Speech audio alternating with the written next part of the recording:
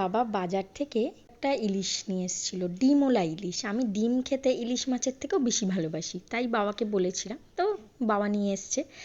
ওইটাকে মা রান্না করেছে, দেখো সর্ষে পোস্ত কাঁচা লঙ্কা শিলে বেটে না মা রান্না করে, সেই স্বাদটাই অপূর্ব লাগে। সর্ষে বেগুন ইলিশ, এটা আমাদের বাড়ি সবাই খেতে খুব ভালোবাসি, আমি তো স্পেশালি বাসি।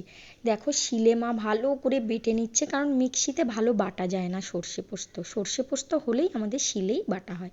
তো মা বেগুনগুলোকে ভালো করে ভেজে নিয়েছিল, নিয়েই সর্ষে বাটা আর কাঁচা লঙ্কা কালো জিরে দিয়ে ফোড়ন দিয়ে তার মধ্যে ইলিশ মাছগুলোকে ছেড়ে জল দিয়ে দিয়েছিল, নুন হলুদ পরিমাণ মতো দিয়ে। দেখো লাস্টে নামাবার সময় কাঁচা তেল ছড়িয়ে দিয়েছিল, কী যে স্বাদ হয়েছিল, বেগুনগুলো মুখে পড়লে যে কী ভালো লাগছিল।